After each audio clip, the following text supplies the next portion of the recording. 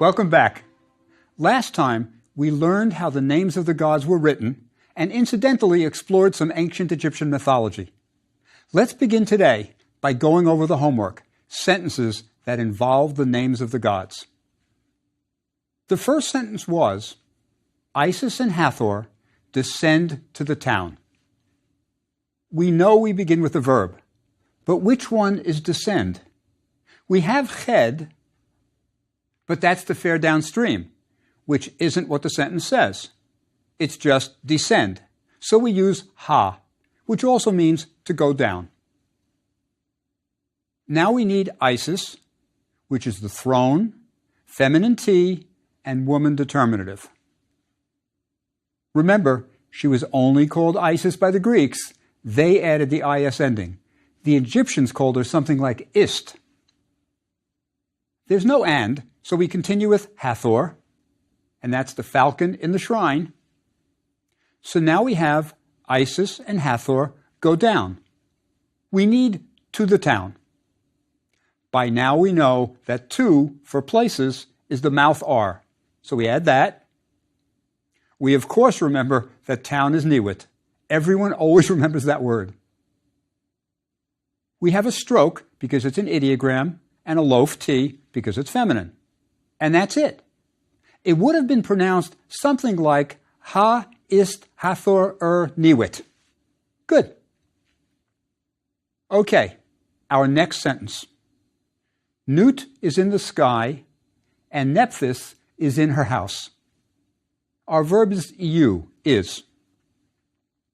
That's followed by Nut.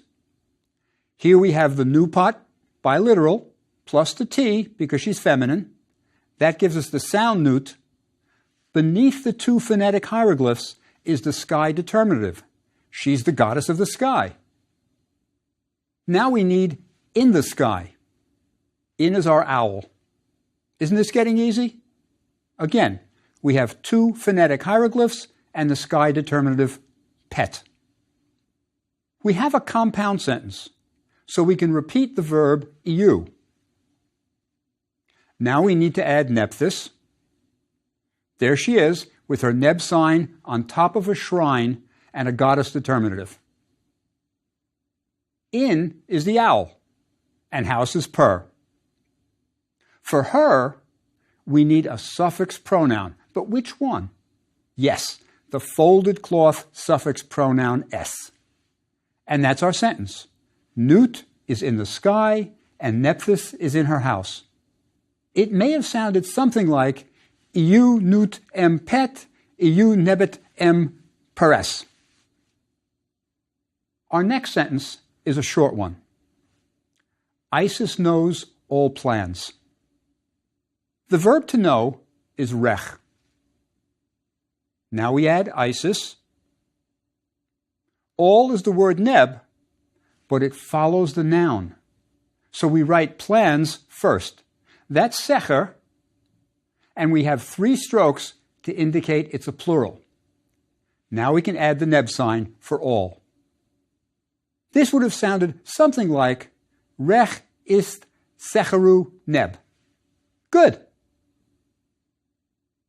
Okay, on to our last sentence. Osiris and Isis are in this boat. Same drill. We start with the verb you, to be, or in this case, are.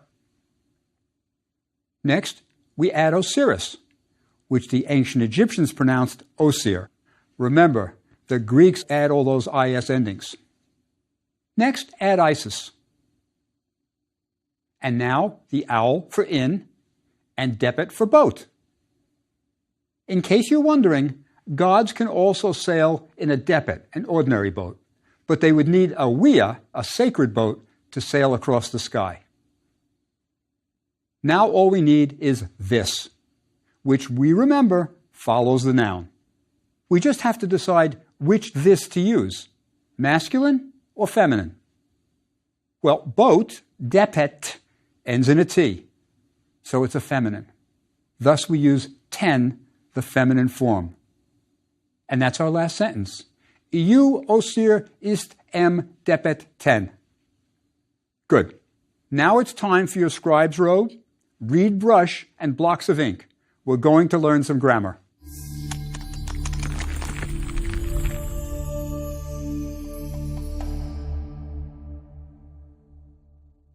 I would like to show you how to say no in ancient Egypt. To be more precise, it's really how to say not. You'll see. We had a peek at this much earlier in the course, when we had the word for not to know, chem. When we first saw this word, I mentioned that the arms were a determinative for the word indicating not to know. Well, the arms are actually much more. They are how the ancient Egyptians indicated negation in general. Actually, in most cases, the arms hieroglyph goes in front of the verb, and that means not. The arms hieroglyph was pronounced like our water. The arms aren't the only negation indicator. There's also the arms combined with a water sign. This may have been pronounced nun, but we don't know the vowels. Now, the question is, when do you use each of these? The answer depends on tense. Let's start with something simple. A sentence without negation. He hears. Sejm F. If we put the arms by themselves in front of the sentence, it negates it. But it makes it the past tense. He did not hear. So if we see the arms alone, it's the past. Now, I bet you have a question. Remember when we learned how to say things in the past by inserting a water sign between the verb and the subject, like this one. This is what we called the Sejm NF form of the past tense. That would be he heard, the past tense. Well, for negation in the past tense, the arms N up front does the job, and you don't need an N in the middle of the sentence. So, now we know how to negate in the past. How about the future? This is where you use the arms and the water sign. This is he shall not hear. So now we know what negation for future and past look like. How about the present? This is the surprise. Let me show it to you, then try to explain it. I really can't, but I can help you remember it. Now, let's look at this and try to figure out what's going on. It's negation in the present. The surprise is that we have the Sejm NF form of the verb, our old past tense. In front of this is the arms negator. This makes it the present tense. It translates to he does not hear. The arms alone and the past tense N give you the present negative. I said I'd try to explain it. Here goes. The idea of putting a negator in front of what you want to negate is not unique. It's used in symbolic logic, which is also a language. For example, let's say the letter P represents the sentence, Paul is tall. In symbolic logic, the tilde, the curl, is the negator. So, not P means it's not true that Paul is tall. I negated the sentence. Now, what would happen if I put two negators in front of the sentence? Not P. Well, technically, it would mean it is not true that Paul is tall. They would cancel out, and you'd get Paul is tall. What I'm saying is that it's similar with our negation in the present. We have a sentence that looks like the past because of the N, but when we put another N in front of the sentence, it cancels the past tense N, and you get the present. I know this is not a perfect explanation, but it's intended to help you remember that the two N's cancel when you have what looks like the Sejm NF past tense. It's really not that complicated. Remember, The arms by itself, past negative. Arms and water sign is the future negative. Arms plus sejm NF form is the present negative. Let me show you some more sentences with negation and ask you to translate. That's how you'll learn. Okay, what do we have? Well, it's arms alone. No sejm NF sentence. Must be the past negative. So let's translate. The verb is hab, to send. The scribe is sending. What is he sending? Secher pen, this plan. So we said it's the past negative because it's just the arms. So the translation would be, the scribe did not send this plan. Good. Let's keep going. Here's another one for you to translate. Well, this one looks like a sejm NF form. But we also have the arms in front, so the arms will cancel the other N of the sejm NF form and make it the present negative. Let's translate. Break it into words. The verb is secha, to remember. Who's remembering? There's the folded cloth after the N of the past, so it's she. What is she remembering? Well, ren is name, and it has a suffix viper attached, so it's his name. Now we have to negate it. And we said that the arms in front plus the past N makes the sentence present negative. So we have, she does not remember his name. Good. Okay, let's do one from English to hieroglyphs. Try, she will not remember his name. Future. Well, the arms and the water sign together signify the future, and we don't use the sejm NF form for the future. So we take out our N in the middle of the sentence. That gives us nun, secha, s, ren, f. She will not remember his name. Good. Let's do a few more. Translate this one. Okay. We have the arms and water sign. What tense is it? Yes, future negative. You're getting it. What's our verb? Yes, ched, to fare downstream. Who's faring downstream? They. Sen is our suffix pronoun for they. The owl is in. So what are they in? A wea, a sacred boat. It's future tense, so it must be, they shall not sail downstream in the sacred boat. Too bad for them. Let's do one more. Here we have a complex sentence. We start out with the arms. We don't see the sejm NF form. There's an N, but not between the verb and the subject, as in the sejm NF. So it must be past tense. The verb is dejed, say or speak. The horned viper tells us it's he who didn't say or speak. The N is probably for to, as in to a person. Yep, there's the person, the scribe. Okay, so the beginning is, he did not speak to the scribe.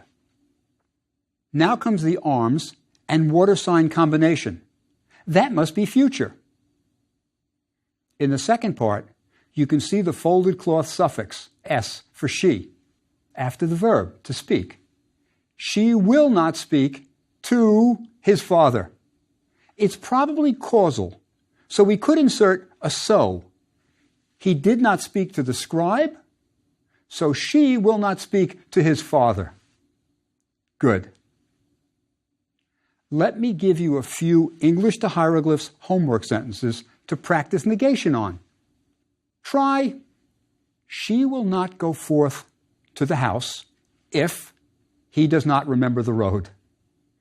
Another one, the man did not speak in the office of the scribe. Try, behold, It will not be good if she tells everything.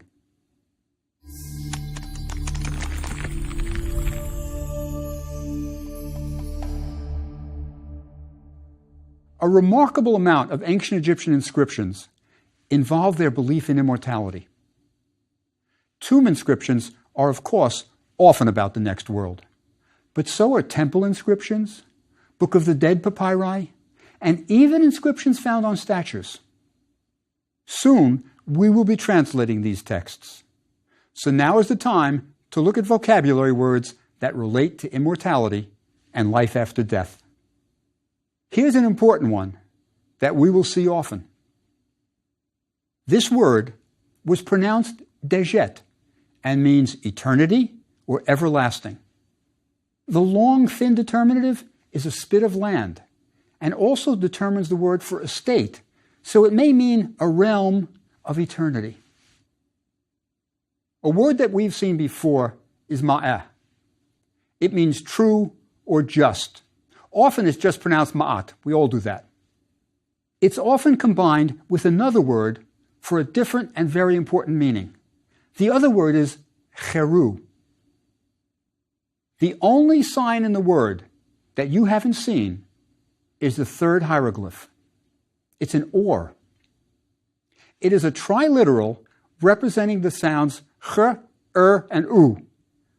So what we have is the triliteral surrounded by three phonetic complements: the ch, placenta, the r, mouth, before it, and the quailchick u follows it.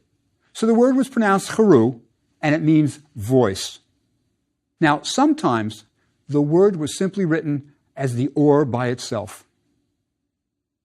Now, I mentioned that these two words can be combined to make something completely different. The new meaning involves religion. Let me explain. It was believed that before the deceased was permitted to enter the next world, he would have to pass a test. He would have to convince the gods in the hall of the double truth that he had been honest, had never harmed anyone, and so on. He made what was called the negative plea. I have not diverted the irrigation ditch. I have not killed anyone. I have not falsely adjusted the scale, and so on. To determine if he was telling the truth, his heart would be weighed on a balance scale against the feather of truth. This scene is shown in chapter 125 of the Book of the Dead. There were more than 150 chapters in the Book of the Dead. These were individual magical spells, each with a specific purpose. One might be intended to give the deceased power in his legs when he resurrected. Another could be for power of speech. Each chapter began with its title in red ink, followed by the actual spell in black. On one side of the balance scale, we see the deceased's heart. On the other, we have the feather of truth, ma'at. The idea is that if you've been a good person, a just person, the scale will balance. If that happens, the gods will declare you macharu, true of voice. The sickle is the ma biliteral, and we have an M phonetic complement. The abstract papyrus roll determinative is probably because you can't see truth.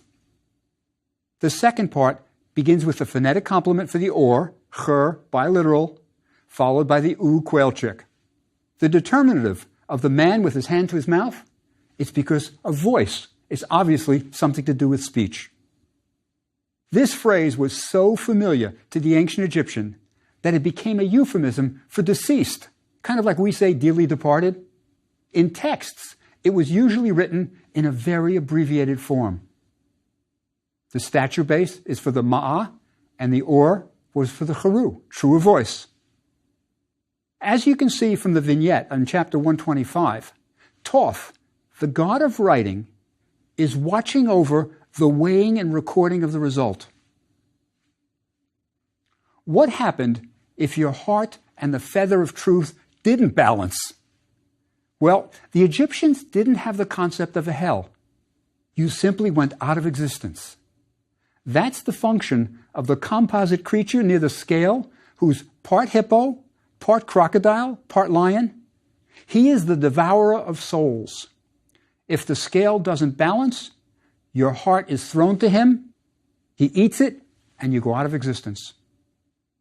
I think that the Western icon of justice, the balance scale held by blind justice, comes directly from chapter 125 of the Book of the Dead. If you passed your test, you went to the next world. Here's the word for the next world. The star is another triliteral, dua. So the whole word was usually pronounced duat. The house determinative shows us it's a place.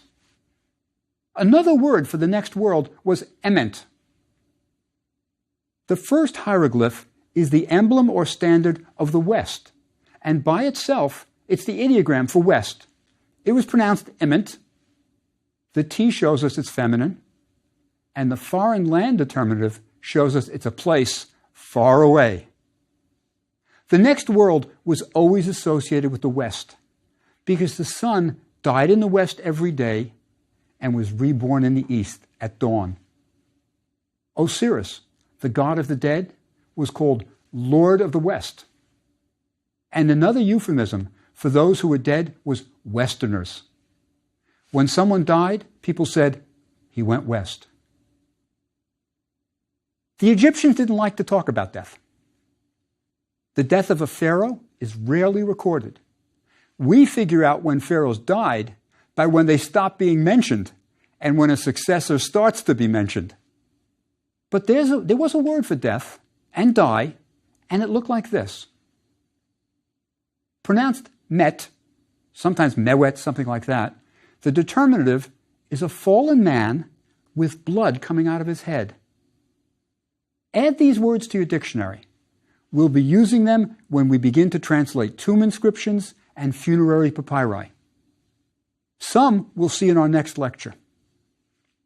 Now I would like to discuss one more topic related to life after death as it was viewed in ancient Egypt. I'd like to talk about amulets and how they're really three-dimensional hieroglyphs. As you all know by now, ancient Egyptian art is unique, and there are several reasons for this. One is that there was no art for art's sake. As far as we know, no one ever had a painting on his wall just because it was beautiful. There are no Egyptian landscape paintings, no bucolic farm scenes, certainly no abstract paintings. Egyptian art always had a purpose. Either it was going to help you in this world, or would assist your transition to the next. Statues of the gods that were kept in temples were carved to give the god a place in which to dwell and to gain the god's favor. Often, when pharaohs built temples to the gods, they covered the outside walls with scenes of their glorious exploits in battle. It was good propaganda for the people, but it also told the gods what a great guy Pharaoh had been, so they would welcome it into the next world. Temple walls were art for eternity. This attitude towards eternity explains a lot. Think about what makes Egyptian art so strange. There's no realistic perspective. It's perfectly flat. But there's a good reason for this. They want to show all aspects of the human body so that they will be complete in the next world. So you have a frontal shoulders, as if you're looking straight at the person. The head is profile, as if seen from the side. Then the eye is frontal. It would take a lot of neck exercises to do that in real life. Another unique aspect of Egyptian art is that they don't want creativity in their art. If you needed a new statue of Amun, you got out the old one and had it copied. There was no word for artist in ancient Egypt. There were carvers, painters, craftsmen, but not artists. That's why Egyptian art was never signed. When a scene on a tomb was to be painted, first the wall was smoothed. Then a draftsman came and laid out a grid so that all the proportions would be exactly the same. If the head is 1 square, then the shoulders will be 3, the distance between the shoulder and the waist 4, and so on. It was practically paint by numbers. This is why hieroglyphs were so consistent. Writing hieroglyphs was practiced by drawing them within a square, so the vultures, feet, snakes, etc. would always have the same proportions. Within this rigid canon of proportions, though, there was still some room for craftsmen to show their stuff. They had some flexibility. They could compose tomb and temple scenes slightly differently, showing different details. Each tomb might have the same scene of the deceased hunting in the marshes. But the painter could select which birds to show and how to paint them. So there was some room for creativity, but the art was still functional. It was intended to show the gods how you hope to be treated in the next world. To a great extent, this functionality of art carried over to the art of jewelry making. Aesthetics was important. It had to be beautiful, but there was usually a purpose to it. In the realm of wearable art, this is clearest in amulets. The amulet is something small that's worn for protection. In modern times, the crucifix is one of the most common talismans, but there are many others, like the Star of David. Even the ancient Egyptian ankh is worn today by plenty of Egyptophiles. In ancient Egypt, amulets fell into 2 categories: funerary, those for the dead, and amulets for the living. But there was some overlap. Some amulets were placed on mummies, but also worn by the living. Let's look at funerary amulets first. Amulets were placed on mummies, and sometimes inside the body cavity itself, to assist the mummy in resurrecting. Often these amulets were no more than 3D hieroglyphs, saying what was desired. One of the most common of these amulets was the Decoding pillar. As you remember from the myth of Isis and Osiris, Osiris was hacked into 14 pieces by his evil brother Set. But it all ended fairly well, with Isis reassembling her deceased husband and Osiris resurrecting in the west. The Decoding hieroglyph, which represents the vertebral column of Osiris, became the symbol for stability. We see the hieroglyph over and over again in the popular prayer of Di Ankh Dejet Was Mire Dejet. May you be given life, stability, prosperity, like Re forever. Note that Re comes before the word like because of honorific placement. The god always comes first. Often, an entire necklace of Decoding pillars would be strung across the chest of the mummy to ensure the deceased would have stability in the next world. Here's a pair of Decoding pillar amulets. Usually, they would be made of faience, a ceramic similar to porcelain. These are carved out of bone. I think the idea was to give the amulets more potency by making the material similar to Osiris's backbone.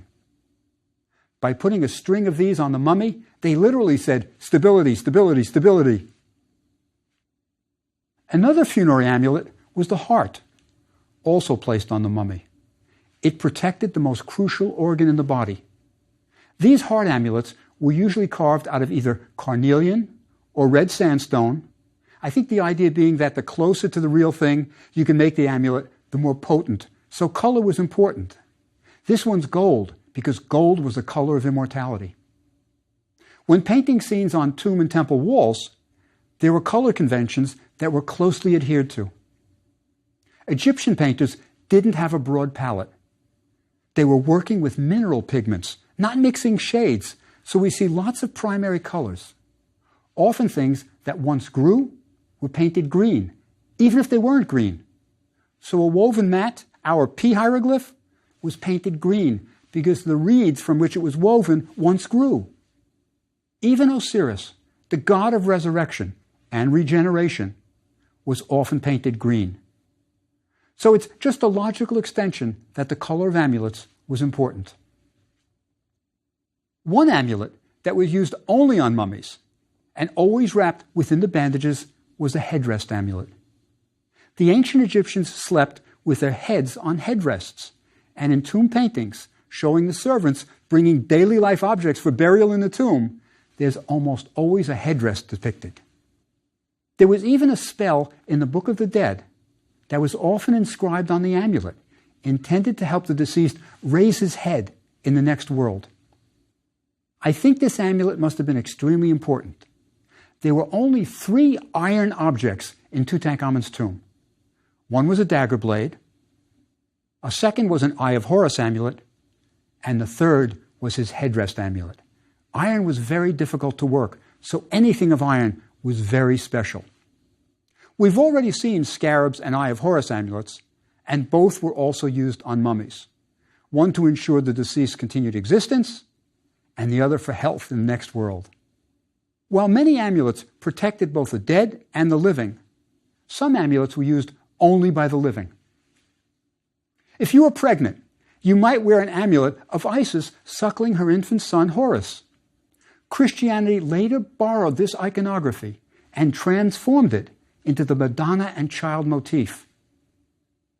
Osiris, Isis's husband, was the god of the dead, so you wouldn't wear an amulet of him. There was, however, another popular amulet for pregnant women, the goddess Taweret. She's a pregnant hippopotamus who has human breasts and stands on 2 feet. Her name is made up of 2 words, Ta, which means that, and Weret, which is great. Taweret means that great one. Hieroglyphs were an integral part of daily life for ancient Egyptians, even for those who were illiterate. All of these amulets were basically 3D hieroglyphs, one for protection. But for the more affluent, there were far more extensive versions of amulets. Next time, we'll look at examples of complex jewelry that both incorporated hieroglyphs into their designs and told stories. I'll see you next time.